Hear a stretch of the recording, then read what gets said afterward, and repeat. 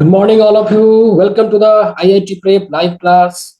It's almost 10 बज के 6 minute सुबह के हो चुके हैं बच्चों, and we are going to proceed forward in the chapter vector. So please join the live, everybody. I think the stream started, and there should not be lag at least क्योंकि आज मैंने काफी कुछ चेंजेस किए हैं system में. Okay, now we can proceed. बच्चों आज हमें क्या पढ़ना है? We are going to study पे वेक्टर प्रोडक्ट या फिर उसको हम क्रॉस प्रोडक्ट भी कहते हैं. अब तक हम लोगों ने क्या क्या पढ़ा? वेक्टर के बेसिक्स के बारे में पढ़ा, डॉट प्रोडक्ट के बारे में पढ़ा और डॉट प्रोडक्ट को स्केलर प्रोडक्ट भी कहते हैं. और हम लोगों ने बच्चों डॉट प्रोडक्ट के ज्योमेट्रिकल मीनिंग और फिजिकल मीनिंग भी देखा. तो हमने क्या सीखा कि ज्योमेट्रिकली डॉट प्रोडक्ट जो है वो प्रोजेक्शन से कनेक्ट होता है, प्रोजेक्शन से कनेक्टेड रहता है, और फिजिकली वो वर्क डन को रिप्रेजेंट करता है. ठीक है. वेक्टर प्रोडक्ट, जिस तरह से डॉट प्रोडक्ट का डेफिनेशन था वैसे ही यहाँ पर वेक्टर प्रोडक्ट का बच्चों डेफिनेशन होता है. जैसे आप देखो हमने क्या बताया था कि product of two vectors is scalar, then that product is called a scalar product. चूंकि स्केलर का सिंबल डॉट होता है तो हम लोग यहाँ पर क्या करते हैं, मतलब हम लोग उस प्रोडक्ट को स्केलर प्रोडक्ट को डॉट से डिनोट करते हैं, इसलिए उसको डॉट प्रोडक्ट कहा जाता है. अब यहाँ पर डेफिनेशन ये है कि यदि दो वेक्टर का प्रोडक्ट एक वेक्टर आ जाए तो हम उसे कहते हैं वेक्टर प्रोडक्ट, और वेक्टर प्रोडक्ट को इस क्रॉस से सिंबलाइज किया जाता है, इसलिए इसको क्रॉस प्रोडक्ट भी कहा जाता है. So now right the definition everybody. If the product of two vectors is a vector quantity, then it is called vector product. Now if vector A and vector B are two vectors, if vector A and vector B are two vectors, then their cross product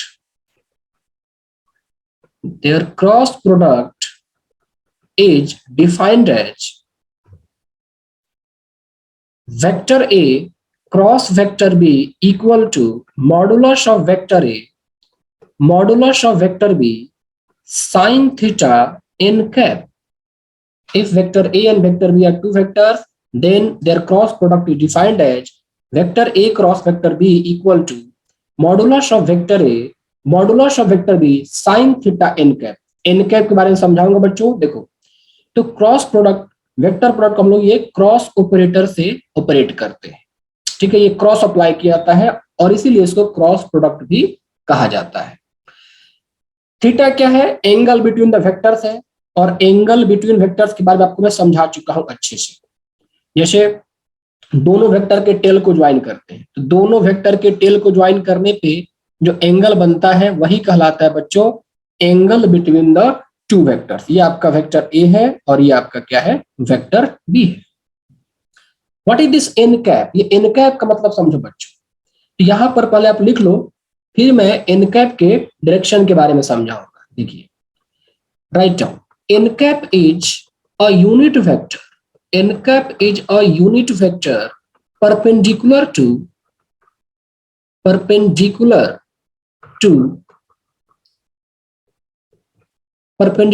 the plane of vector A and vector B. Vector B कहने का मतलब क्या है बच्चों कि n cap जो होता है ना वो परपेंडिकुलर वेक्टर A का भी होता है, एंड ये n cap जो होता है परपेंडिकुलर टू वेक्टर बी भी होता है.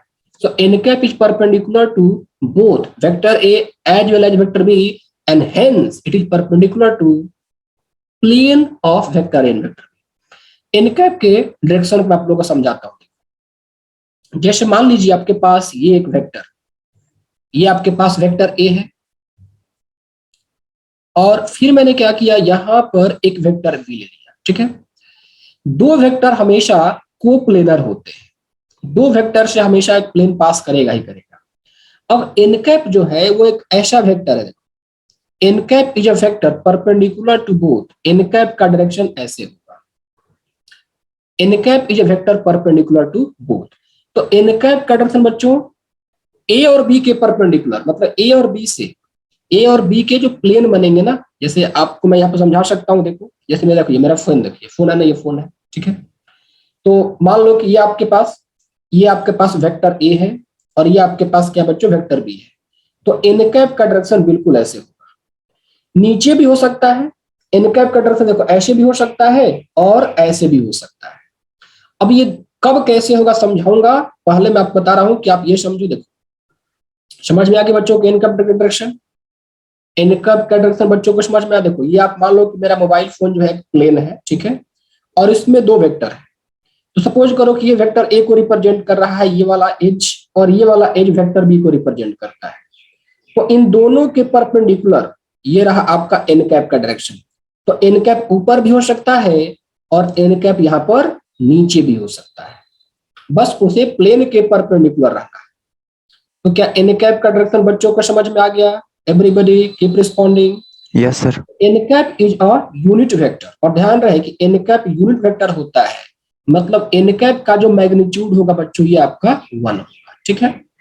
अब मैं आप लोगों को समझाऊंगा कि एन कैप कब ऊपर लिया जाएगा और कब नीचे लिया जाएगा। देखो वेक्टर ए वेक्टर बी, तो यदि आप वेक्टर ए से वेक्टर बी की तरफ जाते हो, वेक्टर ए से वेक्टर बी की तरफ जाते हो, तो ए से बी की तरफ गए। अब यहां देखो आप लोगों को डायरेक्शन समझा रहा हूं कि ए क्रॉस बी का डायरेक्शन एक्चुअली में क्या होता है।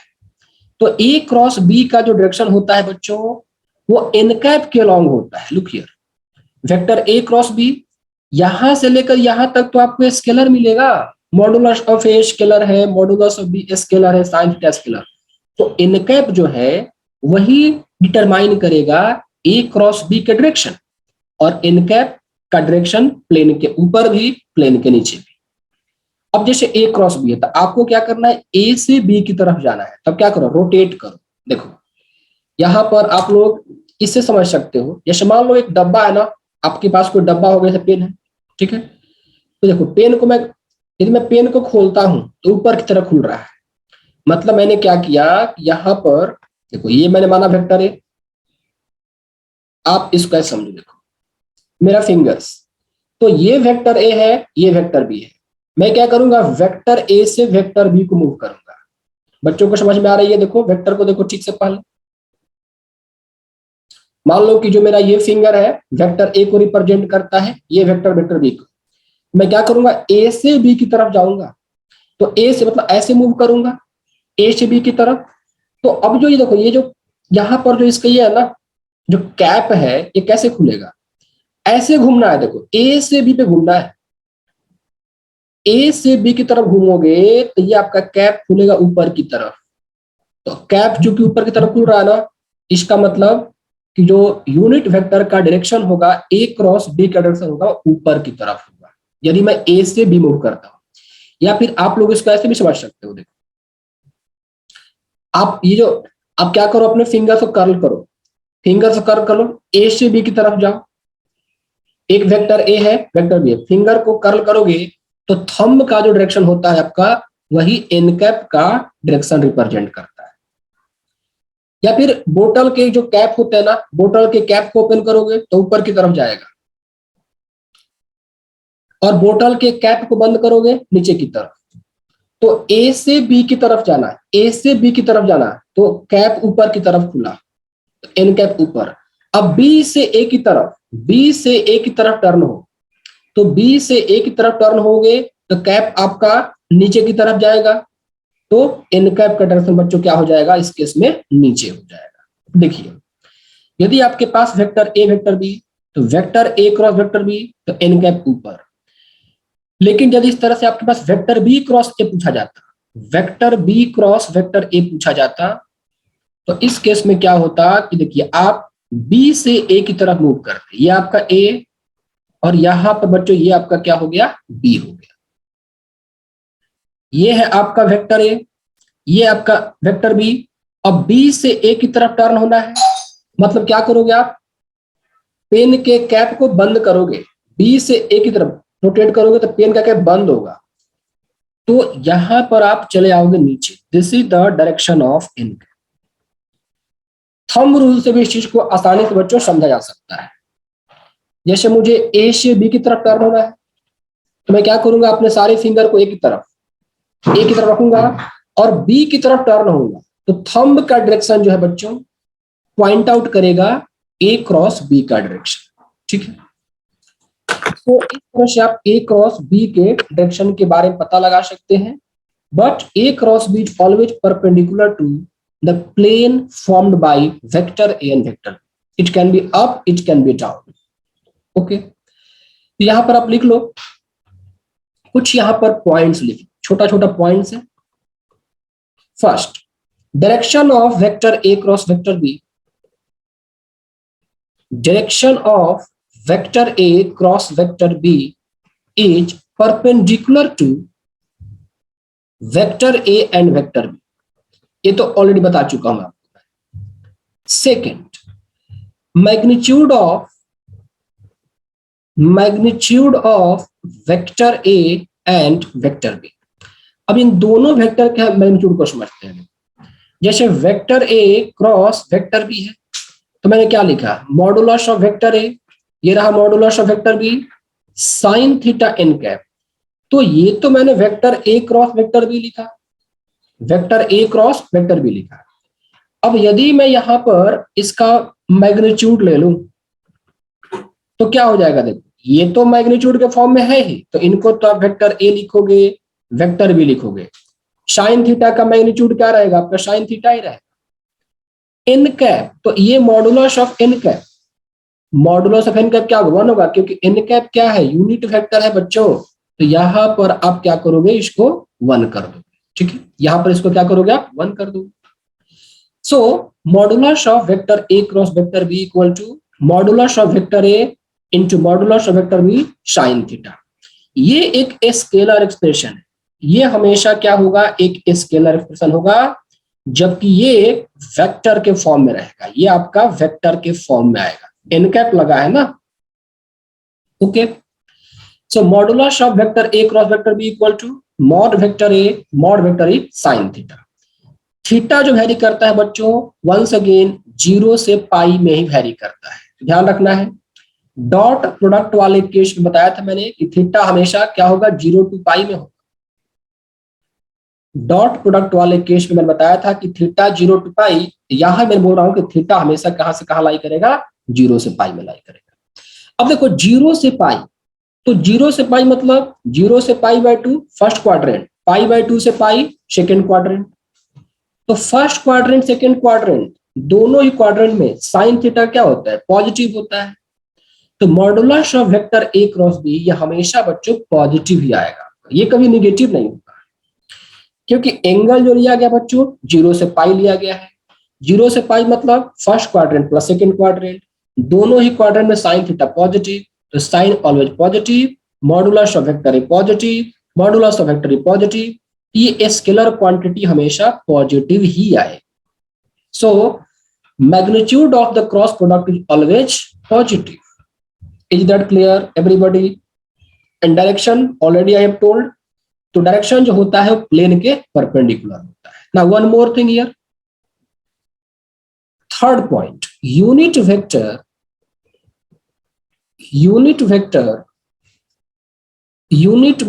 perpendicular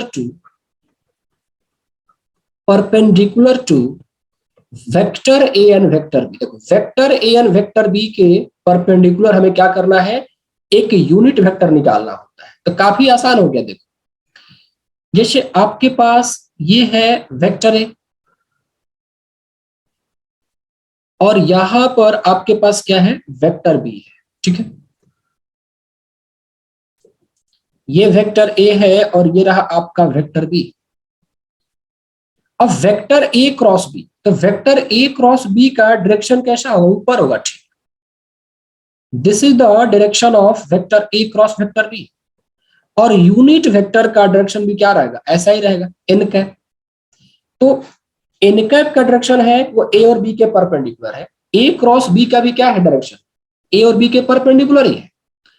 अब ए क्रॉस बी का मैग्नीट्यूड कुछ भी हो सकता है, लेकिन जो यूनिट वेक्टर एन कैप है उसका मैग्नीट्यूड तो हमेशा 1 रहेगा। तो देखो यहाँ पर एन कैप को ऐसे डिफाइन किया जाता है, vector A cross vector B divided by modulus of vector A cross vector B. ऐसा क्यों? जैसे मान लो मैंने कहा कि मेरे पास एक वेक्टर ए है, तो unit vector along vector A, हमारे पास क्या एक वेक्टर ए है, unit vector along vector A, तो ए कैप कैसे डिफाइन करते हो? Vector A upon modulus of vector A कहते हो। तो unit vector perpendicular to vector A and vector B. अब वेक्टर ए और वेक्टर बी के परपेंडिकुलर कौन सा वेक्टर होता है? Vector A cross vector B होता है। तो हमें vector A cross vector B के अलोंग ही यूनिट वेक्टर निकालना है। हम क्या करेंगे, vector A cross vector B को उसी के मैग्नीट्यूड से डिवाइड कर देंगे, तो हमें मिल जाएगा बच्चों unit vector perpendicular to vector A and vector B. क्या ये सारे बच्चों को बात समझ में आई ये वाला?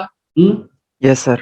Unit vector N cap is along vector A cross vector B. जो एन कैप का डायरेक्शन होता है वो vector A cross vector B के अलोंग होता है, और vector A cross vector B का डायरेक्शन क्या होता है? वो वेक्टर ए और वेक्टर बी के परपेंडिकुलर होता है। यहां पर मैंने क्या बताया, देखो ये लिखा था ना आपके पास, vector A cross vector B equal to mod vector A mod vector B sine theta N cap. तो यूनिट वेक्टर एक्चुअली में हम क्यों यूज करते हैं? We use unit vector for direction purpose, direction को बताने के लिए कि वेक्टर का डायरेक्शन किधर है।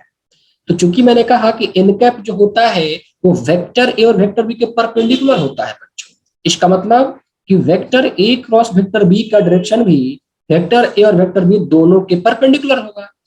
और अब हमें इसी यूनिट वेक्टर की वैल्यू निकालनी है। तो चूंकि मैग्नीट्यूड तो 1 आएगा, लेकिन इसको डिफाइन कैसे करोगे? तो आप ऐसे लिखोगे N cap equal to vector A cross vector B upon mod of vector A cross vector B. Now तो ये तो यहां पर मैंने आप लोगों को कर दिया। अब यहाँ पर कुछ छोटा छोटा बच्चों क्वेश्चन देता हूं, और इस क्वेश्चन से आप लोग थोड़ा और समझ में अच्छे से आ जाएगा। इससे पहले कि मैं क्वेश्चन दूं, कुछ और बातें देखो। जैसे मान लो किसी ने कहा कि के टाइम्स वेक्टर है, के क्रॉस वेक्टर है। के क्या है? कोई स्केलर है। के एक बच्चों क्या है? स्केलर है। एक स्केलर का किसी वेक्टर के साथ क्रॉस प्रोडक्ट ले लिया गया, इसका कोई मतलब नहीं है, ये एक मीनिंगलेस रिप्रेजेंटेशन है। तो this is a meaningless representation. बच्चों डॉट और क्रॉस ये सिर्फ वेक्टर्स के साथ ही लिए जा सकते हैं। स्केलर के साथ किसी वेक्टर का डॉट और किसी वेक्टर का क्रॉस नहीं लिया जा सकता है। ये बात आप लोगों को याद रखना है। डॉट और क्रॉस ये हमेशा वेक्टर्स के बीच लागू होते हैं। तो चूंकि यहाँ पर के क्या है? कि स्केलर है, तो किसी स्केलर का वेक्टर के साथ क्रॉस पॉसिबल नहीं है। ठीक इस तरह से देखो, यहाँ पर vector A cross vector B, vector A cross vector B dot vector C. मैंने पूछा कि आप लोग मेरे बताओ कि ये एक मीनिंगलेस एक्सप्रेशन है या ये मीनिंगफुल एक्सप्रेशन है? Tell me. Vector A cross vector B और यहां पर डॉट वेक्टर सी, ये मीनिंगलेस है कि मीनिंगफुल है? क्या बच्चे खुद बता सकते हैं इस चीज को? Is it a meaningless expression? Sir meaningful है वो। ये मीनिंगफुल क्यों मीनिंगफुल है ये? देखिए सोचिए, वेक्टर ए क्रॉस बी क्या होगा? ये एक वेक्टर आएगा और वेक्टर का किसी वेक्टर के साथ डॉट, तो पॉसिबल है। तो यहां पर ये क्या है बच्चों? एक मीनिंगफुल एक्सप्रेशन है। So this is a meaningful expression. ठीक है, अब यहां देखो, मैंने कहा कि vector A cross vector B और यहां पर मैंने क्रॉस वेक्टर सी कर दिया। बताओ ये कैसा एक्सप्रेशन है? ये मीनिंगलेस है कि मीनिंगफुल है? तो बच्चों देखो, vector A cross vector B करोगे, यहां भी आपको एक वेक्टर ही मिलेगा, और इस वेक्टर का वापस क्या करना है? वेक्टर सी के साथ क्रॉस करना है। तो दो वेक्टर का क्रॉस तो कर सकते हैं। तो ये भी बच्चों क्या है आपके पास? मीनिंगफुल एक्सप्रेशन ही है। चलो और बात है, मान लो मैंने पूछा आपसे कि vector A cross vector B और देखो क्रॉस वेक्टर सी, ये मीनिंगफुल है कि meaningless? Vector A cross vector B cross vector C, ये मीनिंगफुल है कि मीनिंगलेस है? तो हालांकि देखो यहां पर कुछ भी कह पाना मुश्किल है, वो डिपेंड करेगा कि क्वेश्चन में कुछ डेटा क्या दे रखा है। मान लो यहां दो चीजें हो सकती है, कि मैं पहले क्या करूं, ए क्रॉस बी करूं, और ए क्रॉस बी करने के बाद मैं उसका सी के साथ क्रॉस करूं। एक पॉसिबिलिटी है। दूसरी पॉसिबिलिटी है कि ए क्रॉस, दूसरी पॉसिबिलिटी है बच्चों यहां पर कि ए क्रॉस बी क्रॉस सी। देखो यहां पर मैंने क्या किया, पहले ए क्रॉस बी किया, फिर ए क्रॉस बी का मैंने सी के साथ क्रॉस किया। ऐसे भी तो कर सकते थे, पहले बी क्रॉस सी निकाला और बी क्रॉस सी को फिर मैंने वेक्टर ए के साथ क्रॉस किया। अब ये दोनों वैल्यूज बराबर आएगी तो मीनिंगफुल होगा, नहीं आएगी तो मीनिंगफुल नहीं होगा। इसलिए इस एक्सप्रेशन के बारे में कुछ भी नहीं कहा जा सकता है। इज दैट ओके बच्चों? मैं फिर से समझा रहा हूं ताकि आपसे मिस्टेक ना हो। Vector A cross vector B cross vector C. अब यहां पर क्या है कि मान लो मैंने पहले वेक्टर ए और बी का क्रॉस लिया, तो ए और बी का मैं क्रॉस लूंगा तो एक और वेक्टर मिलेगा। अब उस एक और वेक्टर का वापस सी के साथ क्रॉस लेना है, यहां पर कुछ वेक्टर निकल कर आएगा। इसको मैं दूसरे एंगल सोचूं तो वेक्टर बी और सी का मैं क्रॉस लूंगा, इन दोनों के क्रॉस वापस मैं ए के साथ क्रॉस लूंगा, तो यहां भी एक और वेक्टर आएगा। यदि ये दोनों वेक्टर बराबर होते हैं तो इसका मतलब निकलेगा, नहीं तो इसका मतलब बच्चों नहीं निकलेगा। Is that clear? ये पॉइंट बच्चों को समझ में आ गया अच्छे से? Yes sir. तो इसके बारे में आप कुछ नहीं कह सकते हो, इसको आप ज्यों का त्यों छोड़ लिखना पर nothing can be said, nothing can be said, क्योंकि ऐसे ऐसे क्वेश्चंस ऑब्जेक्टिव मिल जाते हैं। आप लोगों को मैं डीपी दूंगा ना, डॉट और क्रॉस को मिला के उसमें रहेगा कुछ क्वेश्चंस कि which of the following expression is meaningful और meaningless, nothing can be said. चलो एक और मैं रिप्रेजेंटेशन लिख के दिखा रहा हूं। मान लो पूछा गया बच्चों मेरे से कि देखो ये A vector A cross vector B, ये डॉट वेक्टर से, ये कैसा एक्सप्रेशन, मीनिंगफुल है कि मीनिंगलेस है? तो बच्चों देखो ये क्या होगा, ये मीनिंगलेस हो जाएगा, ये मीनिंगलेस एक्सप्रेशन। इसका कारण क्या समझिए, जैसे आप लोग बॉडमास पढ़ते हो ना कि पहले हम ये काम करते हैं फिर ये काम करते हैं, पहले मल्टीप्लिकेशन करते हैं, पहले ब्रैकेट ओपन करते हैं, फिर यहां पर ऐसा कोई रूल फॉलो नहीं होता। जैसे बॉडमास, तो ये बॉडमास का मतलब क्या होता है बच्चों, पहले ब्रैकेट का काम करते हैं, ये फिर ओ क्या रिप्रेजेंट करता है बच्चों, ओ क्या रिप्रेजेंट करता है बताओ फटाफट? Open sir. क्या रिप्रेजेंट करता है? ओपन। ब्रैकेट को ओपन करोगे, फिर क्या करोगे, डिवीजन करते हो, फिर मल्टीप्लिकेशन करते हो, फिर एडिशन करते हो, यही करते हो ना। बट यहां पर ना ऐसा कोई ऑर्डर नहीं है कि पहले हम डॉट को करें या पहले क्रॉस को करें, ऐसा बच्चों को यहाँ पर ऑर्डर नहीं होता है।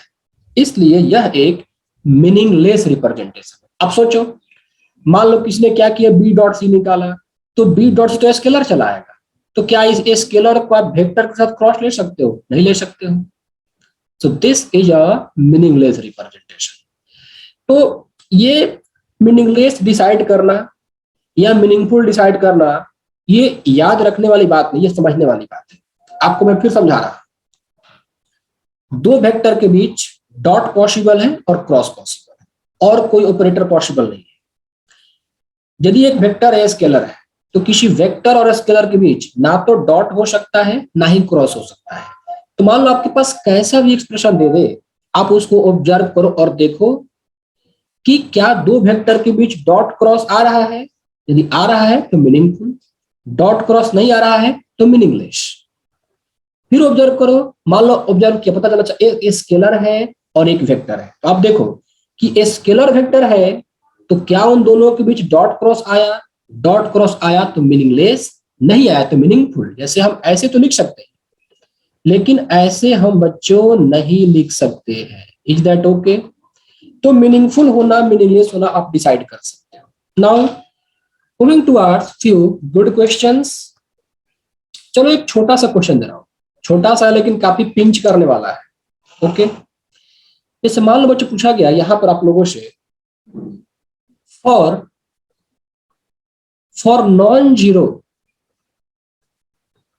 Non zero vectors, vector A, vector B and vector c. For non-zero vectors, vector a, vector b and vector c, modulus of vector a cross vector b, modulus of vector a cross vector b dot vector c equal to modulus of vector a, modulus of vector b, और यहां पर ये modulus of vector c holds if and only. चार option है यहाँ पर। पहला option लिखा है बच्चों vector a dot vector b equal to 0, vector b dot vector c equal to 0, ये पहला ऑप्शन है। दूसरा ऑप्शन यहाँ पर लिखा है बच्चों कि vector b dot vector c equal to 0, vector c dot vector a equal to 0। यहां पर ये तीसरा option vector c dot vector a equal to 0, comma vector a dot vector b equal to 0, और चौथा option vector a dot vector b dot vector c, और यहां पर vector c dot vector a, ये तीनों के तीनों।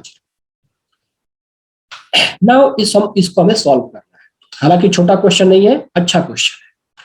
For non zero vector vector a vector vector c, this equal to this holds if and only. चारों में से कौन सा ऑप्शन करेक्ट है? पहले मैं सॉल्व करूंगा, सारे बच्चे इसको ध्यान समझेंगे। देखो यहां पर कई चीजें हैं, एक जगह क्रॉस प्रोडक्ट भी है और एक जगह डॉट प्रोडक्ट भी है। तो क्या मैं vector a cross vector b को बच्चों ऐसे लिख सकता हूं modulus of vector a modulus of vector b sine theta. तो मान लिया कि थीटा जो है वो वेक्टर a और वेक्टर b के बीच का एंगल है। थीटा जो है बच्चों हमने मान लिया कि वेक्टर a और वेक्टर b के बीच का एंगल थीटा है। यहां पर एन कैप भी लगाऊंगा, तो ये एन कैप क्या डिनोट करता है? एन कैप डिनोट करता है a क्रॉस b का डायरेक्शन। तो यहां पर आपका एन कैप हो गया, एन कैप का डायरेक्शन हो गया a क्रॉस b का डायरेक्शन। अब इसको सिंप्लीफाई करो एलएचएस वाले। Modulus vector a cross vector b है बच्चों, तो vector a cross vector b को आप क्या लिखोगे? अंदर में modulus of vector a modulus of vector b sine theta. देखो ये एन कैप, ये डॉट वेक्टर c और फिर इसका मैग्नीट्यूड लूंगा मैं, और ये mod vector a mod vector b और मॉड वेक्टर c के बराबर है। What is this expression? ये एक्सप्रेशन कहता है कि एन कैप का वेक्टर c के साथ डॉट लेना है। तो मान लो कि वेक्टर c यहां पर कहीं ऐसे ओरिएंटेड है। मान लो कि वेक्टर c ऐसे ओरिएंटेड है, एन कैप और c के बीच का एंगल मान लो बच्चों यहां पर अल्फा चला है। तो फिर मैं क्या करूंगा? देखो मॉडुलस ऑफ वेक्टर a, ये रहा आपका वेक्टर b, साइन थीटा को ज्यों का त्यों छोड़ो, एन कैप डॉट c लेना है। तो डॉट प्रोडक्ट, तो वेक्टर n का मॉड, यदि यहां पर मैं डॉट प्रोडक्ट लेता हूं बच्चों तो क्या आएगा? देखो एन कैप का मॉडुलस फिर वेक्टर c का मॉडुलस, और चूंकि मैंने ये जूम किया है कि एन कैप और वेक्टर c के बीच एंगल अल्फा है, तो यहां पर आपका कॉस अल्फा आ जाएगा। फिर ये modulus equal to mod vector a mod vector b और ये mod vector c। N cap तो यूनिट वेक्टर होता है, तो एन कैप का मॉडुलस क्या होगा? 1 हो जाएगा बच्चों। तो आप इस पूरे एक्सप्रेशन को ऐसे लिखोगे मॉडुलस ऑफ वेक्टर a, ये आपका मॉडुलस ऑफ वेक्टर b, और ये रहा आपका बच्चों modulus of vector c। Sine theta cos alpha, ये हो गया आपका साइन थीटा, ये हो गया cos alpha, equal to mod vector a mod vector a mod vector c, mod vector a mod vector b, ये रहा मॉड वेक्टर c। ये कटा ये तीनों कट गए। इसका मतलब क्या हो गया बच्चों? देखो sine theta into cos alpha equal to, अब सोचो साइन और कॉस का प्रोडक्ट 1 आ रहा है, साइन थीटा हमेशा 1 से छोटा या बराबर, कॉस थीटा हमेशा 1 से छोटा या बराबर। यदि साइन थीटा और कॉस थीटा 1 से छोटे होते हैं तो इनका प्रोडक्ट कभी 1 नहीं आएगा। तो आप खुद गेस करके बताओ बच्चों कि साइन थीटा और कॉस थीटा का प्रोडक्ट 1 है, ये कब पॉसिबल है? ये तभी पॉसिबल है ना जब ये इंडिविजुअली 1 ले लिया जाए। यस और no? Please tell everybody yes. जब साइन थीटा और कॉस थीटा को इंडिविजुअली 1 लूंगा तभी जाके उनका प्रोडक्ट बच्चों 1 पॉसिबल हो सकता है। मतलब साइन थीटा भी 1 होना चाहिए और कॉस अल्फा भी 1 होना चाहिए। तो साइन थीटा 1 तो थीटा क्या हो गया π/2, कॉस अल्फा 1 तो अल्फा क्या हो गया बच्चों 0 हो गया ना, अल्फा क्या हो गया 0 डिग्री। तो थीटा π/2 आता है, अल्फा 0 डिग्री आता है। अभी इससे हम क्या क्या कंक्लूड कर सकते हैं सोचो। सर दोनों अगर -1 हुए तो भी तो 1 ही आएगा ना। दोनों दोनों -1 नहीं ले सकते हो आप ना, क्योंकि देखो आपको पता है ना कि जो डॉट प्रोडक्ट और क्रॉस प्रोडक्ट में एंगल लेते हैं वो कहां से कहां लेते हैं, 0 से पाई लेते हैं, यस सर। है कि नहीं बताओ। 0 तो से। 0 से पाई, थीटा भी 0 से पाई रहेगा और अल्फा भी 0 से पाई रहेगा। अब सोचो यदि आपने साइन थीटा को -1 कर दिया, इसका मतलब आपका थीटा थर्ड क्वाड्रेंट पर चला गया, क्योंकि 0 से pi first quadrant plus second quadrant, तो first quadrant plus second quadrant में थीटा क्या रहेगा पॉजिटिव रहेगा। Am I clear. सर। तो आप यहां पर साइन थीटा को -1 नहीं ले पाएंगे, क्योंकि क्वाड्रेंट थर्ड क्वाड्रेंट ये एंगल एक्सीड कर जाएगा, we can not exceed that. Okay okay, sir. तो -1 आप नहीं लेंगे, दोनों को आपको 1 1 लेना पड़ेगा। तो थीटा π/2 अल्फा 0 डिग्री, क्या मतलब बच्चों इस चीज का मतलब ये है कि वेक्टर ए और वेक्टर बी आपस में परपेंडिकुलर होंगे। एक डायग्राम रिप्रेजेंट कर लो, देखो वेक्टर ए और वेक्टर बी ये ठीक आपस में क्या है यहाँ पर परपेंडिकुलर है। तो थोड़ा ऐसे ड्रॉ करो, परपेंडिकुलर है। ये आपके पास क्या है बच्चों, ये परपेंडिकुलर वेक्टर। एक सेकेंड अच्छे से ड्रॉ कर दूं मैं, ये रहा एक वेक्टर, ये रहा एक दूसरा वेक्टर और ये रहा आपका तीसरा वेक्टर, ठीक है। अब सोचिए ये हो गया आपका वेक्टर ए और ये हो गया आपका वेक्टर बी, और थीटा किसके बीच का एंगल था, थीटा वेक्टर ए और वेक्टर बी के बीच का एंगल था बच्चों। तो ये एंगल हो गया आपका 90 डिग्री। एंगल क्या हो गया आपका 90 डिग्री। अब देखो यहां पर क्या है, ये है एन कैप का डायरेक्शन, एन कैप का, लेकिन अल्फा 0 डिग्री आया। अल्फा 0 डिग्री आने का मतलब क्या कि एन कैप और वेक्टर सी ये बिल्कुल पैरेलल है, एन कैप और वेक्टर सी बिल्कुल पैरेलल है, मतलब सेम डायरेक्शन में। दोनों का डायरेक्शन क्या है यहाँ पर, ये सेम है बच्चों, ठीक है। ये हो गया आपका वेक्टर सी। अब सोचो क्या क्या पॉसिबिलिटी है, क्या आप ये कह सकते हो चूंकि एन कैप वेक्टर ए और वेक्टर बी परपेंडिकुलर है, वेक्टर सी एन कैप के पैरेलल है, तो क्या हम ये कह सकते हैं कि वेक्टर सी जो है वो वेक्टर ए और वेक्टर बी दोनों पर परपेंडिकुलर होगा। क्या ये बात बच्चों कही जा सकती है? बच्चों को समझ में आए तो कमेंट बॉक्स में यस करते रहे। देखो हमने क्या कंक्लूड किया कि वेक्टर ए वेक्टर बी आपस में परपेंडिकुलर, तो इनका डॉट प्रोडक्ट 0। फिर वेक्टर सी वेक्टर ए पर परपेंडिकुलर, तो ए डॉट सी भी 0 होगा, और वेक्टर सी वेक्टर बी पर परपेंडिकुलर, तो बच्चों vector B dot vector C भी क्या होगा आपका 0 होगा। क्योंकि जब दो वेक्टर परपेंडिकुलर होते हैं तो उनका डॉट प्रोडक्ट क्या होता है 0 होता है। तो क्वेश्चंस देखने में छोटा था लेकिन ठीक ठाक था, एप्लीकेशंस करने के लिए अच्छा था, ठीक है। जो आप तक आपने पढ़ा जो समझा उसको अप्लाई करने के लिए एक अच्छा क्वेश्चन था, ठीक है बच्चों। अब हम और कुछ क्वेश्चन लेंगे, लेकिन पहले हम लोग क्या करते हैं प्रॉपर्टीज पढ़ते हैं। So put the heading now here everybody, properties of cross product. Cross product की भी कुछ प्रॉपर्टी है। So we are now going to study here properties of cross product. Now पहला, does not follow commutative law, not follow commutative law. यहां पर commutative law बच्चों hold नहीं करता है। सो हम क्या लिखेंगे कि vector A cross vector B in general not equal to vector B cross vector A. बता चुका हूं क्यों, देख लो यहां पर डायरेक्शन देख लो, ए क्रॉस बी, देखो ए क्रॉस बी, यदि ए क्रॉस बी करता हूं तो वेक्टर ऊपर जाएगा, और बी क्रॉस ए करता हूं तो ये वेक्टर क्या आएगा आपका नीचे आएगा। तो दोनों का डायरेक्शन क्या है एक दूसरे के अपोजिट है, मैग्नीट्यूड सेम होगा लेकिन दोनों का डायरेक्शन बच्चों क्या होगा एक दूसरे के अपोजिट होगा। बट आप ये लिख सकते हो कि modulus of vector A cross B equal to modulus of vector B cross, ठीक है। अच्छा one more important, also vector A cross vector B is equal to minus of vector B cross vector A, क्योंकि दोनों का direction उल्टा हो रहा है ना, एक ऊपर जा रहा है दूसरा नीचे आ रहा है और मैग्नीट्यूड सेम है, तो दोनों एक दूसरे के नेगेटिव वेक्टर कहलाएंगे। So vector A cross vector B equal to minus of vector B cross vector A होगा। ये पहला प्रॉपर्टी है, ठीक है बच्चों।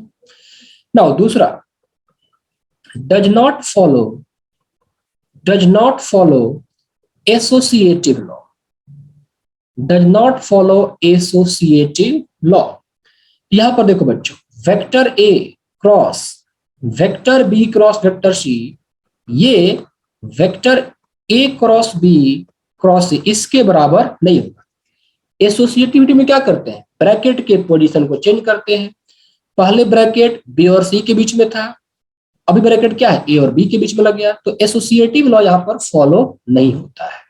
Third, follow distributive law. यहां पर डिस्ट्रीब्यूटिव लॉ बच्चों क्या होता है, follow distributive law over addition and subtraction, over addition and subtraction.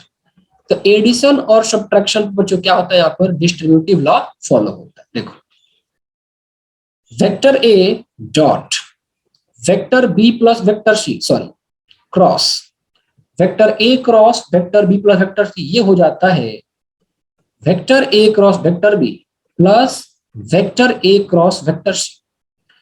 फिर vector A cross vector B minus vector C equal to vector A cross vector B minus vector A cross vector C. ये दो चीज यहां पर follow होती है। सो commutative नहीं है, एसोसिएटिव नहीं है, लेकिन बच्चों डिस्ट्रीब्यूटिव लॉ को ये फॉलो करता है। तो ये तो काफी सिंपल चीजें हैं। अब यहाँ पर कुछ और प्रॉपर्टीज के बारे में देखते हैं। फोर्थ, अब तक के डिस्कशन में कोई दिक्कत किसी बच्चे को? Is the stream running smoothly? Stream में क्या ही कहूं, इतना स्मूथ रन करता है आजकल। What is the problem the video? Now if vector A and vector B are perpendicular, if vector A and vector B are parallel, यदि बच्चों ये दोनों पैरेलल हो जाते हैं, then vector A cross vector B ये हमेशा क्या होता है, जीरो होता है। तो दो पैरेलल वेक्टर का क्रॉस प्रोडक्ट जीरो। पैरेलल में दोनों चीजें आती है, सेम डायरेक्शन को भी पैरेलल, अपोजिट डायरेक्शन को भी हम पैरेलल ही कहते हैं यहाँ पर। तो यदि वेक्टर पैरेलल होता है तो क्रॉस प्रोडक्ट जीरो आता है। सिंपल सी बात है यार, देखो पैरेलल होगा तो या तो एंगल क्या बनेगा, थीटा बराबर है तो 0 डिग्री या पाई होगा। तो vector A cross vector B क्या हो जाएगा बच्चों, modulus of vector A modulus of vector B sine theta N cap. लेकिन थीटा क्या है, 0 डिग्री है, पाई है। साइन जीरो क्या होता है, जीरो होता है। साइन पाई जीरो होता है बच्चों, तो जीरो चला है। तो दो पैरेलल वेक्टर का क्रॉस प्रोडक्ट हमेशा जीरो आता है। अब यहां पर मैं एक क्वेश्चन दे दूं पहले, इससे पहले कि और प्रॉपर्टी लिखूं, एक और क्वेश्चन कर लेते हैं। राइट डाउन, जैसे लिखा है कि let the pairs vector A vector B and vector C comma vector D each determine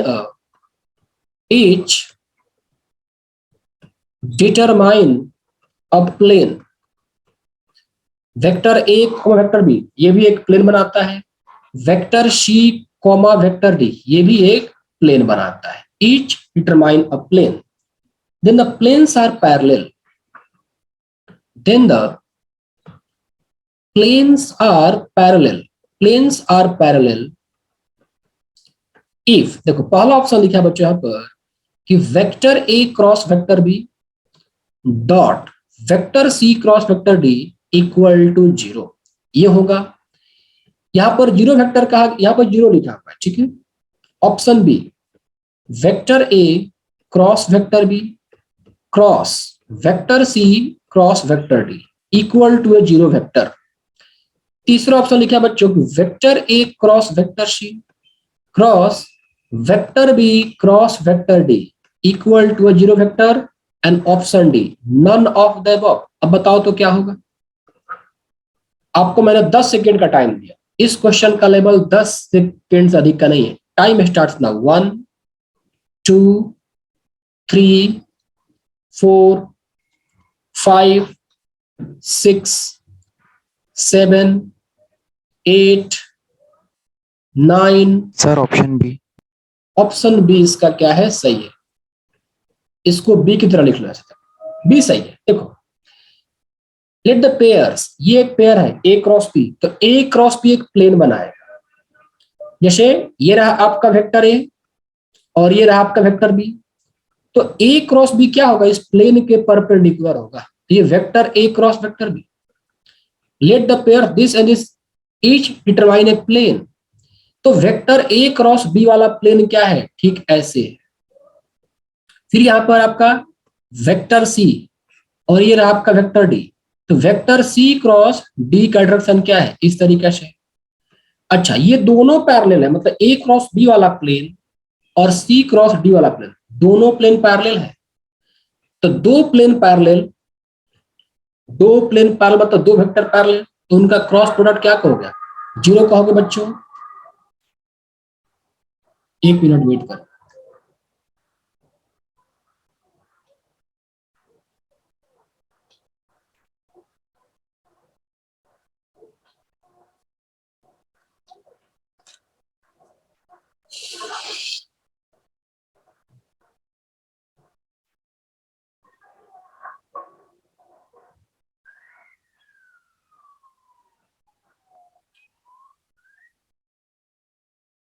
ठीक है, ओके। तो वेक्टर ए क्रॉस बी और वेक्टर सी क्रॉस डी दोनों पैरेलल प्लेन को रिप्रेजेंट करते हैं। तो हम ये कहेंगे कि इनका क्रॉस प्रोडक्ट, इन दोनों का ये क्रॉस प्रोडक्ट क्या हो जाएगा बच्चों, ये 0 हो जाएगा, मतलब 0 वेक्टर हो जाएगा। सो this is the all about this question. हम क्या पढ़ रहे थे कि दो वेक्टर पैरेलल है, तो उन दोनों वेक्टर का क्रॉस प्रोडक्ट क्या होता है बच्चों, एक 0 वेक्टर चला आता है, या सिंपली आप 0 भी लिख सकते हो, नॉट अ प्रॉब्लम। देखो, इसको ध्यान में रखते हुए यहां पर कुछ इंपॉर्टेंट पॉइंट देखिए। दिस इंप्लाई, हम ये कह सकते हैं कि I cap cross I cap equal to J cap cross J cap equal to K cap cross K cap, ये हमेशा 0 आएंगे। क्योंकि देखो, मतलब सेम वेक्टर का खुद के साथ क्रॉस हमेशा एक 0 वेक्टर आएगा। ये है वेक्टर ए और ये वेक्टर ए, दोनों के बीच का एंगल क्या है, सेम ही तो है। तो वेक्टर ए का किसी वेक्टर का उसी के साथ आप क्रॉस प्रोडक्ट लोगे तो हमेशा क्या होगा, ये नल वेक्टर आएगा। इसको याद रखने वाला चीज है। So you have to keep this thing in mind. I cross I equal to J cross J equal to K cross K, ये हमेशा क्या होंगे बच्चों, ये 0 हो जाएंगे। So how many property I told, fourth, write down the fifth property. Now, if vector A and vector B are perpendicular, if vector A and vector B are perpendicular, यदि ये वेक्टर परपेंडिकुलर होते हैं तो उस case में vector A cross vector B जो होता है बच्चों, modulus of vector A modulus of vector B n cap हो जाता है।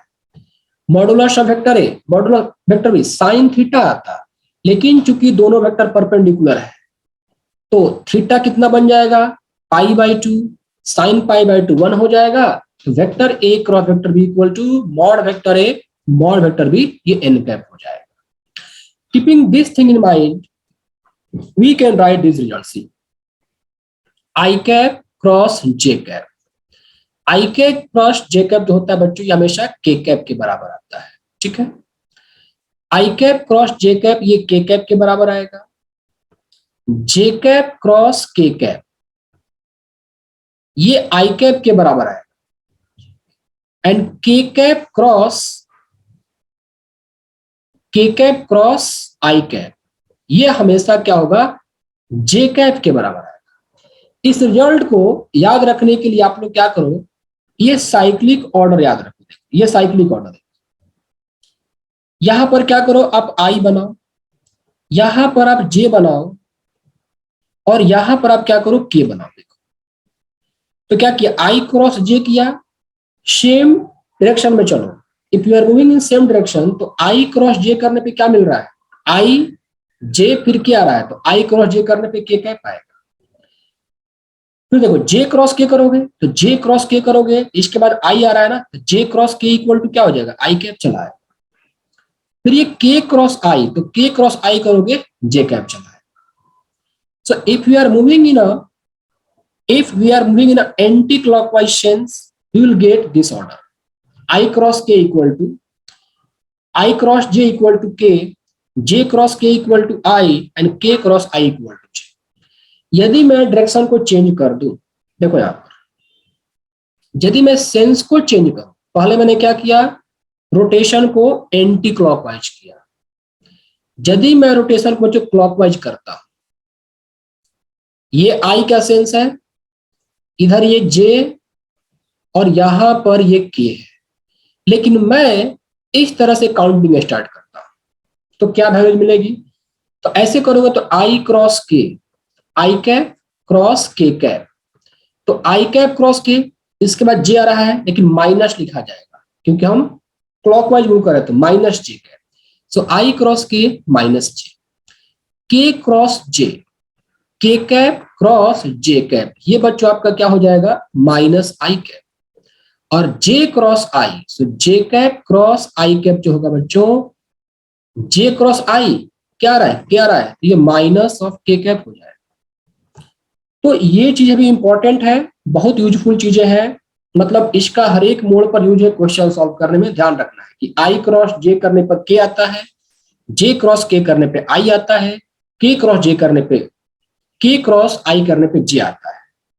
यदि मैं एंटी क्लॉकवाइज मूव करता हूं, लेकिन यदि मैं क्लॉकवाइज मूव करूंगा बच्चों, तो आई क्रॉस के करने पर माइनस जे आएगा, आई क्रॉस के करने पर माइनस जे, के क्रॉस जे करने पर minus I, and J cross I करने पर माइनस ऑफ के कैप चला आएगा। ठीक, जैसे मान लो यहां पर एक छोटा सा क्वेश्चन करके ही चलता हूं, जैसे लिखा है the value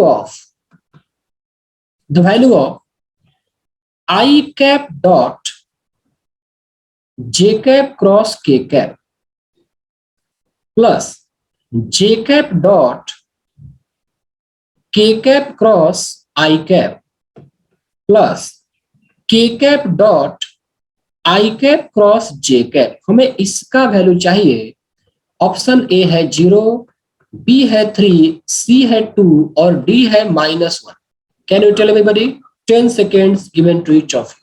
Time starts now. 1, 2, 3, 4, 5, 6, 7, 8, 9, 10। नहीं आया, देखो ये रहा आपका आई कैप डॉट जे क्रॉस के, जे क्रॉस के मींस आपको यहां पर क्या करना है, एंटी क्लॉकवाइज मूव करना है, तो जे क्रॉस के करोगे तो आई मिलेगा। फिर ये रहा आपका जे कैप डॉट के क्रॉस आई, तो के क्रॉस आई फिर से एंटी क्लॉकवाइज सेंस, तो के क्रॉस आई रास्ते में क्या मिला, जे मिला, प्लस के कैप डॉट, यहां पर क्या लिखा है देखो, ये आई क्रॉस जे है, एक तरफ लिखा है आई, ये आपका जे है, तो आई क्रॉस जे मतलब एंटी क्लॉकवाइज मूव करना होगा आपको, रास्ते में क्या मिलेगा, के कैप, यहां पर आप लिखोगे के कैप। अब I dot I 1, J dot J 1, के डॉट के 1, आंसर आपका आ गया 3। Is that okay? All of you please respond quickly. बच्चों क्या बात समझ में आ रही है सारे बच्चों को ये अच्छे? Yes sir. ठीक है, तो ये तो था आपका प्रॉपर्टी, पांचों प्रॉपर्टी और उस पर कुछ best important conclusion. Property number 6 बच्चों, प्रॉपर्टी नंबर ये 6 कहता है कि इफ दो वेक्टर को कंपोनेंट फॉर्म में कैसे मल्टीप्लाई करते हैं, देखो cross product of two vectors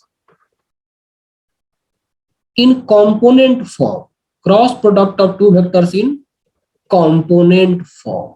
देखो इस मान लो आपके पास वेक्टर ए इक्वल टू, बच्चों यहाँ पर क्या लिखा है, a1 आई कैप प्लस इधर लिखा है a2 जे कैप प्लस ये लिखा है आपका a3 के कैप, और वेक्टर भी लिखा है बच्चों यहाँ पर ये b1 आई कैप प्लस b2 जे कैप प्लस ये रहा आपका b3 के कैप, ये वेक्टर ए और वेक्टर बी, और मुझे निकालना है वेक्टर ए क्रॉस वेक्टर। तो आप इसको डिटर्मिनेंट के फॉर्म में याद रखो, vector A cross vector B जो होता है बच्चों, दैट इज द डिटर्मिनेंट। ऐसे लिखेंगे, आई cap J cap K cap. आज फर्स्ट रो में I cap J cap K cap, second row में वेक्टर ए के कंपोनेंट, तो a1 a2 a3, third row में वेक्टर बी के कंपोनेंट b1 b2 b3। तो इस तरह से आप ए क्रॉस बी को लिख सकते हो, and that is the fastest way. आपको ऐसे याद रखना है। इसको हम प्रूफ भी कर सकते हैं, लेकिन मैं इसके प्रूफ को स्किप करूंगा। ये बच्चों को मैं टास्क देता हूं, आप इसका खुद से प्रूफ ट्राई करो, आप खुद से ट्राई करो। देखो दो बातें हैं, एक तो ऑलरेडी आपने फिजिक्स में इसका प्रूफ पढ़ा है, दूसरी बात प्रूफ का कोई यूज है नहीं, क्योंकि यदि मैं प्रूफ भी करूंगा तो उसमें टाइम दूंगा, लेकिन हमें डिटर्मिनेंट ये आसानी से याद रखने आता है। So you use this one. Proof यहाँ पर इंपॉर्टेंट नहीं है, इसलिए let me skip the proof. You can try as a homework. So vector A cross vector बच्चों क्या हो जाएगा यहाँ पर, फर्स्ट रो में I cap J cap K cap, second row में ए के कंपोनेंट, और थर्ड रो में क्या होगा आपके बी का कंपोनेंट होगा। जैसे मान लो यहाँ पर एक क्वेश्चन दे दिया मैंने छोटा सा आपको, जैसे यहां पर लिखा है the unit vector perpendicular to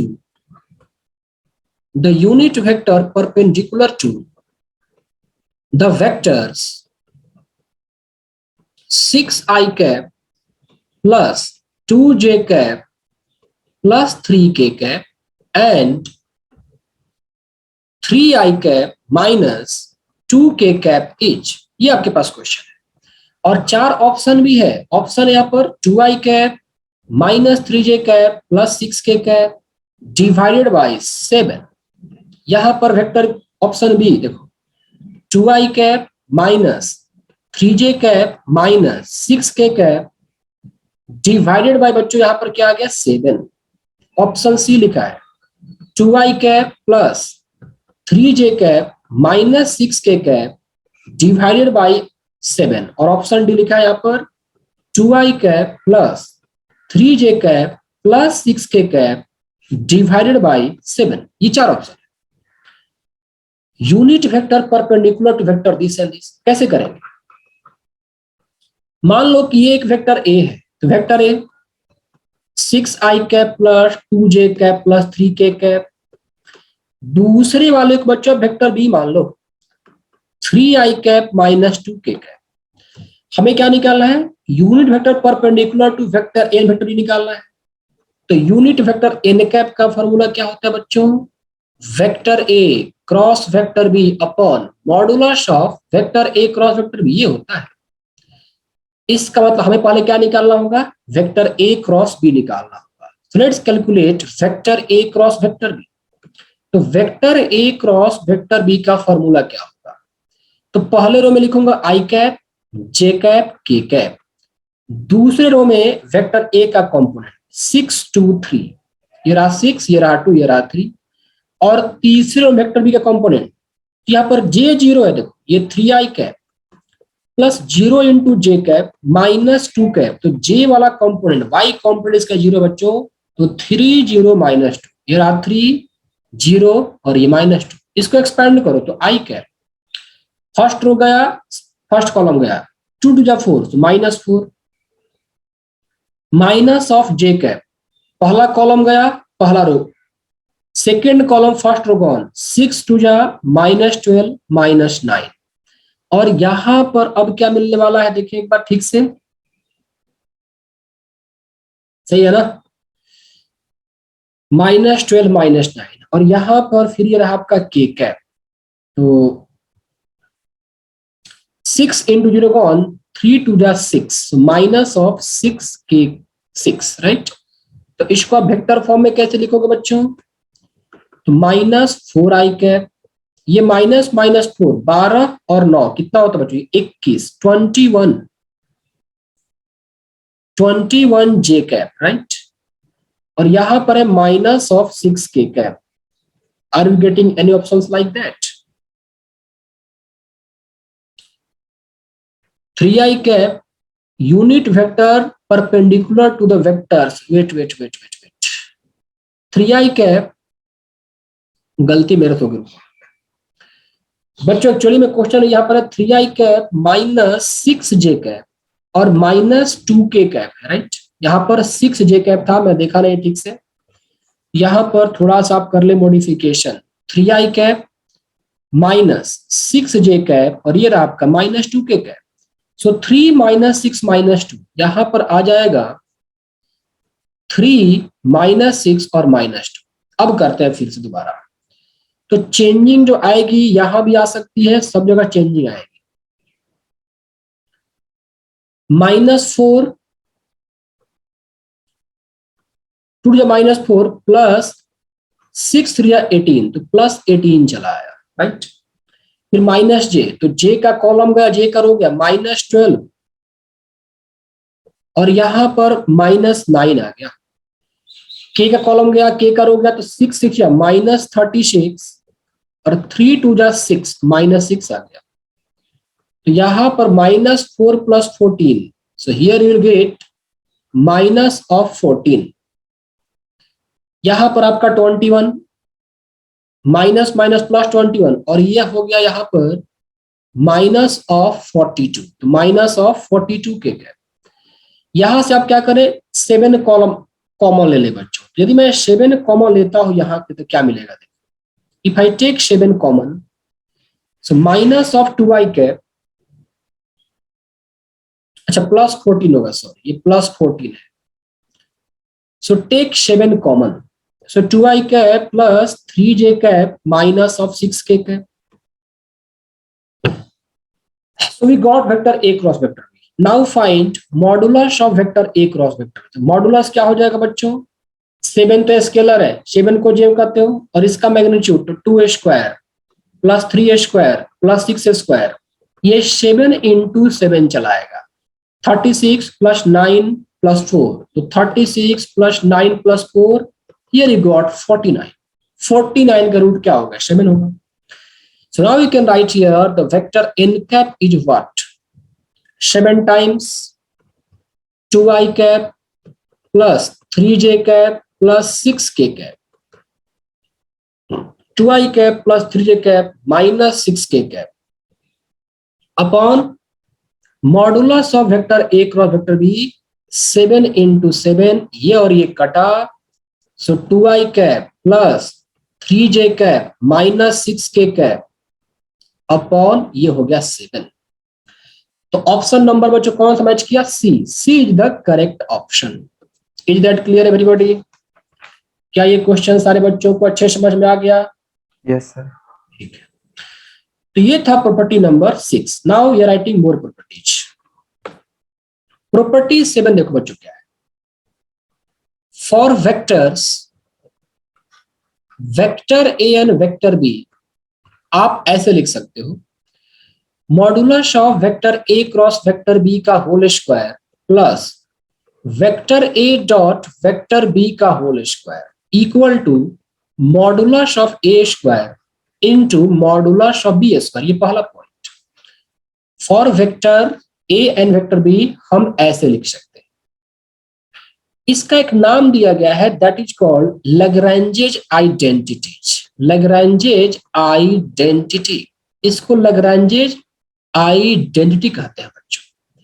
इसको प्रूव भी कर लेते हैं, काफी आसान है प्रूव करना। देखो, vector A cross vector B का मॉड लेना है, तो मॉड क्या होता है, mod vector A mod vector B sine theta. यदि मैं वेक्टर फॉर्म में रखता हूं तो एन कैप आता है, लेकिन यदि मैं उसका मैग्नीट्यूड लेता हूं तो एन कैप का मैग्नीट्यूड 1 हो जाता है, क्योंकि एन कैप क्या कहलाता है बच्चों, यूनिट वेक्टर। ओके, तो बच्चों देखो यहां पर mod vector A mod vector B sine theta का whole square plus A dot B है, तो mod vector A mod vector B cos theta का whole square.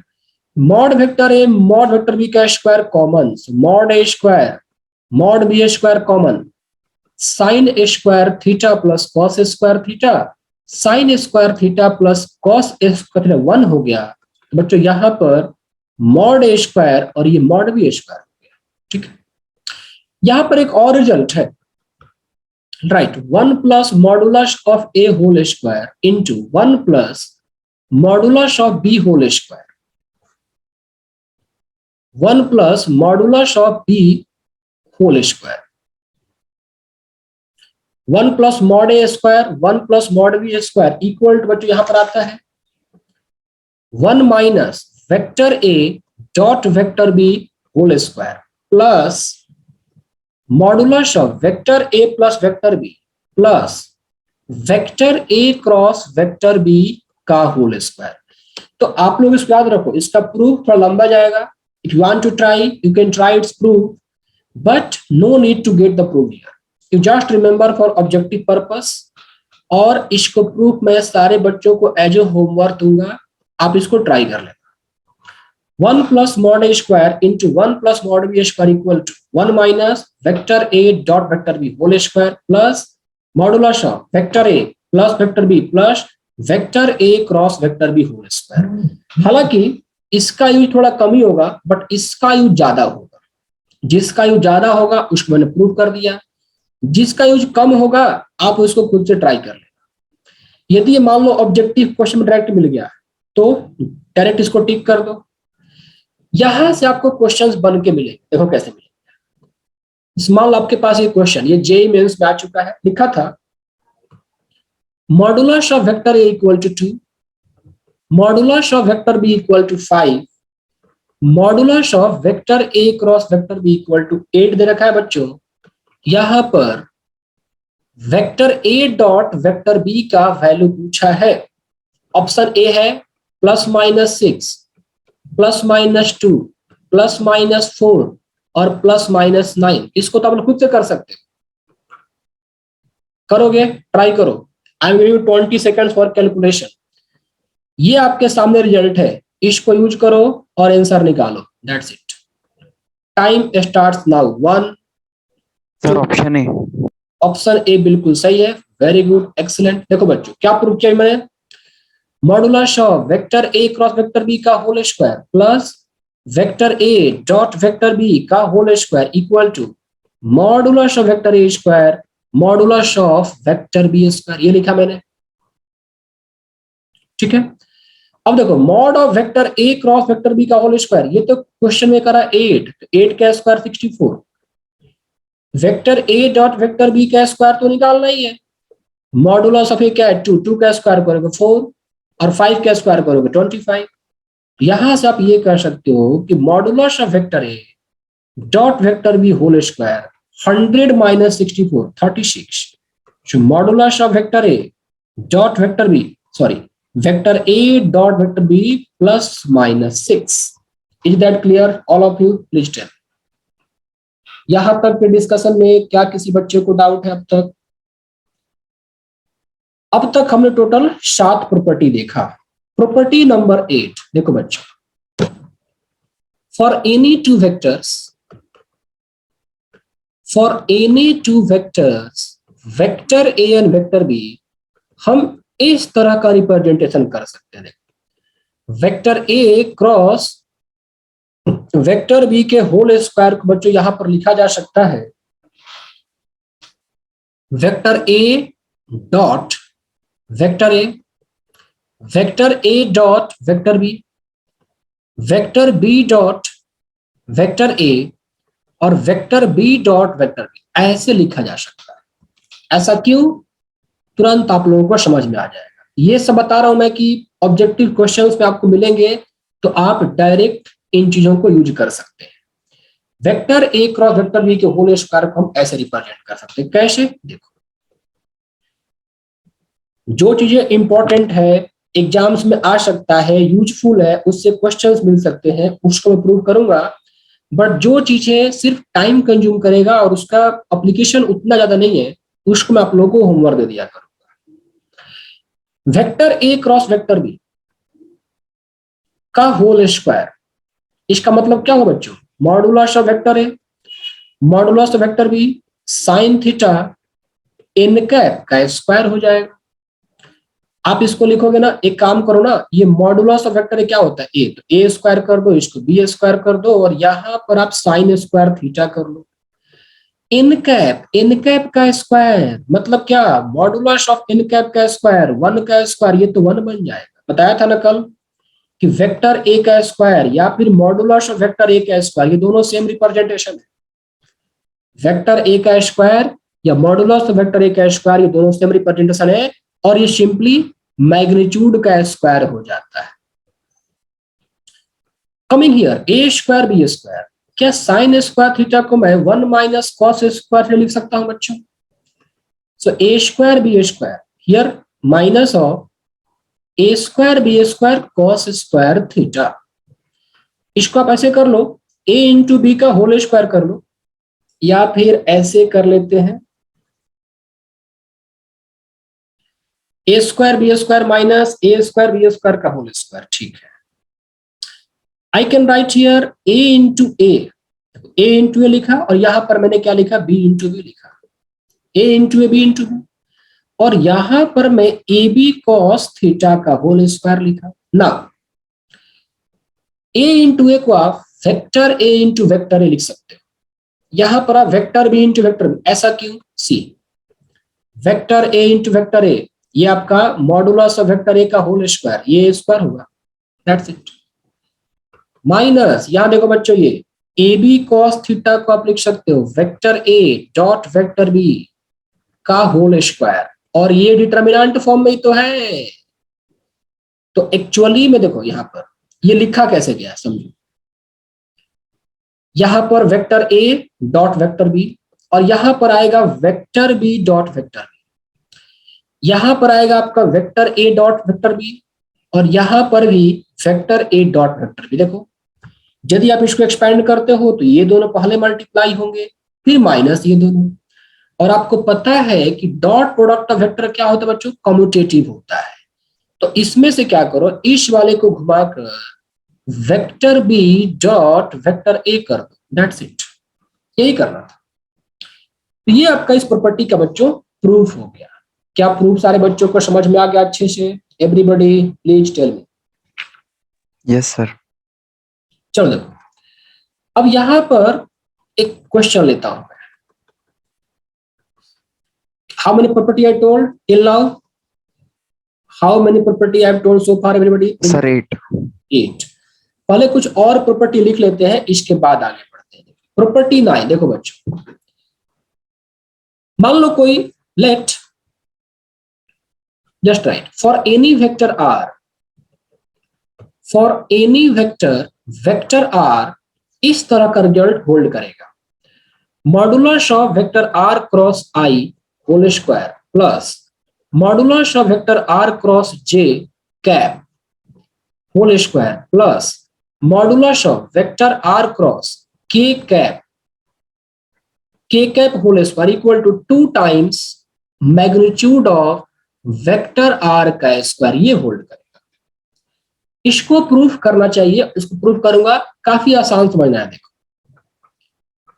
For any vector R modulus of vector R cross I square plus R cross J cap R cross K cap, modulus लगा है, magnitude लगा है, squaring करके add करने से 2 times magnitude of R का square हो जाएगा। कैसे? देखो, मान लो बच्चों कि let vector R equal to, इसको मैंने ऐसे जूम कर लिया, a1 I cap plus a2 J cap plus a3 K cap, ये मैंने वेक्टर आर को जूम कर लिया। अब मैं वेक्टर आर का आई के साथ क्रॉस लूंगा, तो vector R cross I cap, तो क्या क्या हो जाएगा? a1 I cap cross I cap, I cap cross I cap ऐसे हुआ, देखो a1 I cap plus a2 J cap plus a3 K cap, और यहां पर लागू हो जाएगा आपका क्रॉस आई कैप। आपने मल्टीप्लाई किया इसको राइट से क्रॉस लिया है, यहां भी आप राइट से क्रॉस ले। यदि आई कैप क्रॉस आर करते तो फिर आप यहां से लेफ्ट से क्रॉस लेते, ऐसे लेते।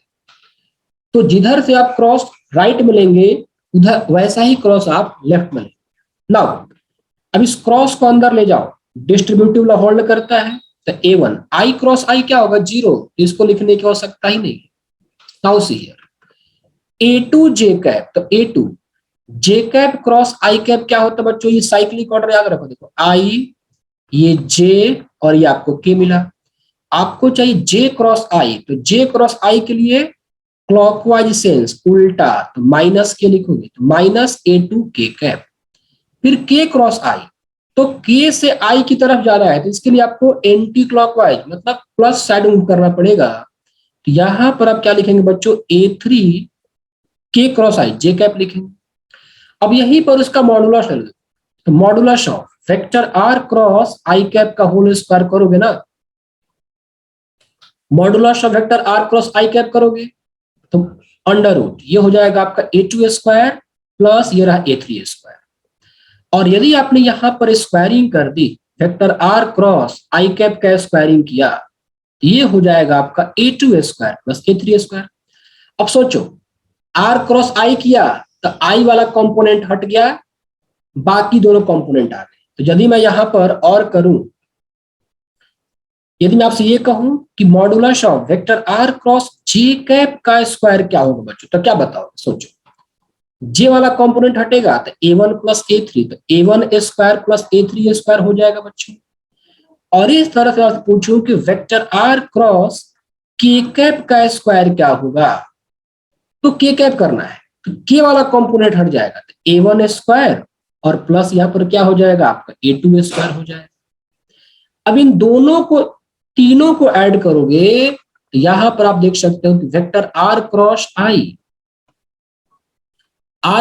आई कैप का whole square plus vector R cross J cap का whole square plus vector R cross K cap का whole square, this will be equal to, add कर दो ए1 स्क्वायर, ये हर एक कंपोनेंट दो दो बार आ रहा है बच्चों, तो 2 times A1 square plus A2 square plus ए3 स्क्वायर। और ये क्या है, यही तो मैग्नीट्यूड ऑफ आर का स्क्वायर है, दैट्स इट।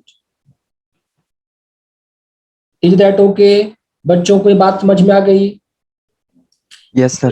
कई बार यहां पर एग्जाम्स में क्वेश्चन आ चुका है, देखो यहां पर दिया हुआ था कि let vector A equal to, ऐसे लिखा है I cap plus J cap plus K cap, ये आपका वेक्टर ए माना गया है। देन आपसे पूछा गया कि vector A dot I cap, sorry modulus of vector A cross I cap का square plus modulus of vector A cross J cap का square plus modulus of vector A cross K cap का square क्या होगा। तो आपको ज्यादा करने की आवश्यकता ही नहीं, आंसर अब एक लाइन का है, 2 टाइम्स मॉडुलस ऑफ ए का होल स्क्वायर, दैट्स इट। अब मॉडुलस ऑफ ए यहां पर क्या हो जाएगा बच्चों, under root 1 plus 1 plus 1 root under 3, तो 2 टाइम्स रूट ऑफ 3 का होल स्क्वायर, आंसर आ गया आपका 6। तो इस तरह के ऑब्जेक्टिव क्वेश्चंस काफी मार्केट में भरे पड़े हैं। सारे ऑब्जेक्टिव क्वेश्चंस का मैंने यहाँ पर आप लोगों को रास्ता तैयार करके रख दिया है, ठीक है। और बातें कर लेते हैं यहाँ पर। तो ये था आपका प्रॉपर्टी 9। प्रॉपर्टी 10, प्रॉपर्टी 10 बच्चों यहाँ पर क्या, प्रॉपर्टी 10 यहाँ पर कुछ खास तो है नहीं। प्रॉपर्टी 10 में यहाँ पर क्यों पढ़ाना चाहता हूं, हालांकि प्रॉपर्टी मुझे डॉट प्रोडक्ट में बताना चाहिए था लेकिन शायद मैं मिस कर गया, इसलिए बच्चों आप क्या करना ना, यहां पर आप प्रॉपर्टी 10 तो मत लिखो, आप इसको क्या करना डॉट प्रोडक्ट वाले प्रॉपर्टी में एडजस्ट कर लेना, ठीक है। यहां पर आप लिख लो, इंपॉर्टेंट प्रॉपर्टी है, जहां पर आपने प्रॉपर्टीज ऑफ डॉट प्रोडक्ट लिखा है ना, उसी में जाकर एक लास्ट में इसको ऐड कर लेना बच्चों। Vector R dot I cap, vector R dot I cap plus vector R dot J cap plus vector R dot K cap, ये हमेशा वेक्टर आर के बराबर आता है, लिख लो। For any vector vector R, this expression always equal to vector R, but JEE mains में जो क्वेश्चन आया था वो आया था, and vector R dot I cap square plus vector R dot J cap square plus vector R dot K cap square, ये हमेशा magnitude of R का स्क्वायर चला है। इसको प्रूव करके दिखाता हूं, आप इसको डॉट प्रोडक्ट में एडजस्ट कर लेना, वहां पर मैं इसको ऐड करना मिस कर गया था। इसका प्रूफ भी काफी सिंपल है, यही कह रहा ना, for any vector vector R. तो चलो मान लेते हैं, let vector R equal to a1i cap plus a2j cap plus a3k cap. यहां पर मैंने वेक्टर ले लिया। यदि मैं vector r dot I cap करता हूं बच्चों तो क्या मिलेगा, देखो i डॉट i1 बनेगा, बाकी सबके साथ डॉट प्रोडक्ट 0 हो जाएगा, तो सिर्फ a1 मिलेगा। वेक्टर r डॉट j करता हूं तो सिर्फ a2 मिलेगा, एंड वेक्टर r डॉट मैं k कैप करता हूं तो सिर्फ a3 मिलेगा। तो यहां पर पुट करो, देखो क्या बन जाएगा, LHS क्या बना आपका बच्चों, यहां पर r डॉट i a1 तो a1 i cap, r dot j a2 तो ये a2 j cap, r dot k cap a3 k cap, वापस क्या चला आया, वेक्टर r ही चला आया। That's the proof. और इसको प्रूव करना है तो और हो गया आसानी से, LHS r dot I cap square, तो r dot I cap a1 square, r dot j cap square तो a2 square, r dot k cap square तो a3 स्क्वायर। और ये क्या है, ये मैग्नीट्यूड ऑफ वेक्टर r का स्क्वायर है। But you have to adjust this property please in the dot product. ठीक है, इस तरह से क्रॉस प्रोडक्ट के सारे प्रॉपर्टीज फिनिश हो गए। अब एक दो क्वेश्चंस और कर लेते हैं ताकि बच्चों को थोड़ा फिनिशिंग अच्छे से हो जाए। जिस तक यहां पर क्वेश्चन लिखा गया बच्चों कि if vector a cross vector b equal to vector a cross vector c, vector a not equal to 0, then option A है बच्चों यहां पर कि vector b equal to vector c plus lambda times vector a। Option B लिखा गया बच्चों vector b equal to vector a plus lambda times vector c। Option C लिखा गया है vector a dot vector b minus vector c equal to 0, and option D लिखा है none of the above. चलो try करते हैं इस question को। Vector a cross b equal to vector a cross vector c है। देखो vector a cross vector b equal, sir option A है क्या? ऑप्शन ए बिल्कुल सही है, very good. Vector a cross vector c, इसको इधर लेकर आओ तो ये हो जाएगा आपका vector a cross vector b minus vector a cross vector c equal to 0। Vector a common तो vector a cross vector b minus vector c equal to 0। अब बताओ दो वेक्टर का क्रॉस प्रोडक्ट बच्चों 0 आ जाए तो क्या वो दोनों वेक्टर पैरेलल वेक्टर होंगे? टेल मी गाइस, यस और नो। तो एक वेक्टर a है, दूसरा वेक्टर b माइनस c है, इनका क्रॉस प्रोडक्ट 0 आ गया, तब क्या लिखोगे? ये लिखोगे ना कि वेक्टर b माइनस c जो है ये पैरेलल है वेक्टर a का। और याद करो, मान लो एक वेक्टर a है, दूसरा वेक्टर b है और दोनों पैरेलल, तो कैसे लिखता था मैं? Vector a equal to lambda time vector b। यदि दोनों वेक्टर पैरेलल है तो क्या उनको हम लोग एक स्केलर के साथ कनेक्ट कर सकते हैं, लीनियर कॉम्बिनेशन। यहां पर आप ये कह सकते हो कि vector b minus vector c equal to lambda times vector a। तो बच्चों vector b equal to vector c plus lambda time vector a, तो पहला आंसर करेक्ट है। बच्चों ये था डॉट प्रोडक्ट की स्टोरी। अब हमें देखना है कि डॉट प्रोडक्ट का बच्चों ज्योमेट्रिकल मतलब क्या होता है। So that things we can see in the next class. But यहां पर एक छोटा सा टॉपिक बस छूट रहा है, कवर कर लेते हैं। Angle between two vectors, angle between two vectors. देखा जाए तो ऑलरेडी हम लोग एंगल बिटवीन टू वेक्टर्स का फॉर्मूला देख चुके हैं। डॉट प्रोडक्ट में क्या लिखा, ये लिखा था ना कि cos theta equal to vector a dot vector b upon modulus of vector a modulus of vector b। यहां पर हम लोग क्या करते हैं, इसी एंगल को साइन के टर्म में लिखते हैं, लेकिन मैं हमेशा इसी को प्रेफर करूंगा। हालांकि ये कई जगहों पर लिखा रहता है, आपके बुक्स में मिलेगा और जगह मिलेगा, तो इसमें लिख दे रहा हूं। बट जब भी दो वेक्टर के बीच का एंगल निकालना हो तो आप हमेशा डॉट प्रोडक्ट वाले फॉर्मूला को यूज करना। देखो अभी आपने क्या पढ़ा कि modulus of vector a cross vector b, mod लगाया मैंने, देखो मॉड लगा दिया तो vector a into modulus vector b sine theta. तो यहां से हम बच्चों लिख सकते हैं कि sine theta equal to modulus of vector A cross vector B upon mod vector A into mod vector B. तो यहां से भी हम दो वेक्टर के बीच का एंगल निकाल सकते हैं, बट यहां से निकालना ज्यादा आसान है क्योंकि यहां पर आपको ए क्रॉस बी निकालना होगा, डिटरमिनेंट को एक्सपेंड करना होगा, फिर मॉडुलस लेना होगा, तो लंबा प्रोसेस है। जबकि यहां पर आप डायरेक्टली डॉट प्रोडक्ट ले सकते हैं। इस टॉपिक से मैं कुछ क्वेश्चन नहीं लूंगा क्योंकि ऑलरेडी हमारे पास ये है ही तरीका, बट इसके इंपॉर्टेंस को भी हम निग्लेक्ट नहीं कर सकते हैं। इसको यूज करके कुछ क्वेश्चन बनाए जा सकते हैं, वो हम लोग देखेंगे अब एप्लीकेशन टॉपिक में। So that's all about today class everybody. We are going to end the session here.